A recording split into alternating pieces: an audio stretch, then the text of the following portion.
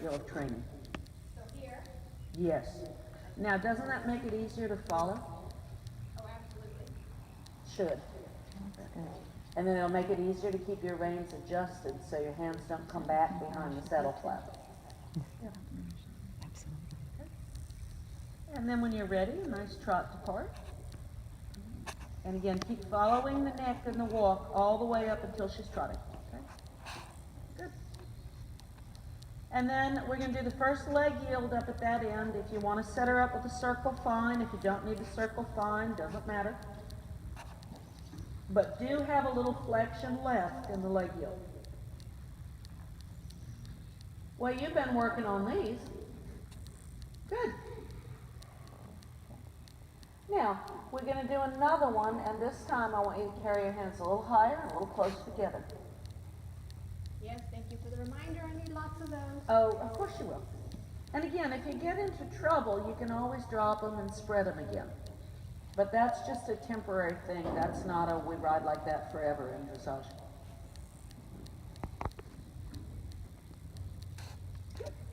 Yep.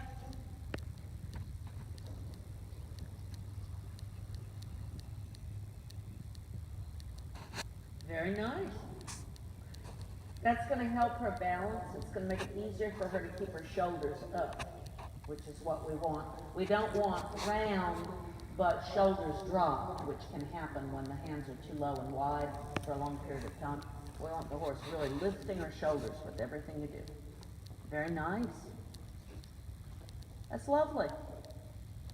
Would a judge give it a 10? No. If somebody wanted to be persnickety, they would say, oh, the hindquarters could cross a little more. For this stage of the ride, I thought that was beautiful. Now, circle there about 12 or 15 meters, and then give me about 8 strides of shoulder in after the circle. Focus on your inside flexion and what your hips are doing. Even when you're rising, the weight moves diagonally with the horse for the shoulder in. Yeah. Okay. Now, circle again. Finish the, whatever size you want. And then finish the wall and shoulder in, but this time keep a little more left flexion. A little more give in her ribs and a little more looking left at the pole. Just a little. Yes. That's better. Now, go ahead and circle us. Down here, circle up near us. And if you want to let the trot shorten and think semi-collect a little and the frame come up, but without losing impulsion, then you can very gently drop your weight and sit it and accommodate her back with your seat. She says, okay, you sit, I walk. Now just try again and stay sitting for about 6 or 8 strides. Just follow, follow, follow. Follow with the seat, follow with the hands. Okay, just sit. Okay. And now you keep your lower back relaxed and your shoulders especially relaxed. And just go with the horse. Relax the knees and thighs. Yeah, there'll be bounce. Absorb the bounce with your hips. Don't brace against it. And now if you make a good turn on one of these circles, try shoulder in sitting, and then you get to rise and stretch. Okay. So open your seat. Think about spreading wide open. There's no delicate way to say this. And sit around that saddle rather than clamped tight deep inside it. Sit around it. Ooze off each side of the saddle with your buttocks. Yeah. That keeps your seat very soft in sitting trot for the horse. Okay. That's it. Now also, you won't feel like you look very elegant because when you do this, it brings your stomach a little forward and up, which is what you need to do for sitting trot and canter, but most women don't like to do that. Poke your tummy out. Just allow yourself to do it. Yes. Well done. Now you're absorbing the bounce. Very good.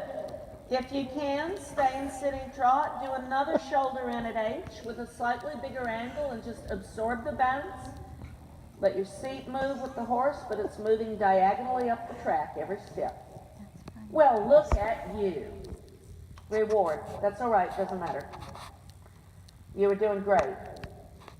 She says, oh, I had to do that. That's all right.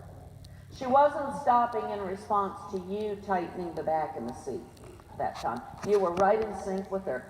Now, you probably felt almost a little sloppy, like there was more movement than you're used to. You're moving with the horse, and she needs that. Yeah, so allow that movement. And just a nice free walk, and then we're going to go do it all to the right.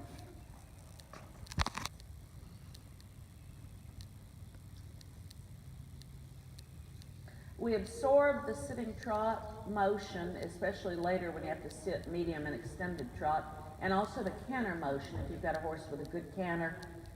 With a lot of suspension and a nice bascule, you absorb it with flexible hips. So you've got to relax your lower back, drop and relax your shoulders, and then lift your navel a little bit every step.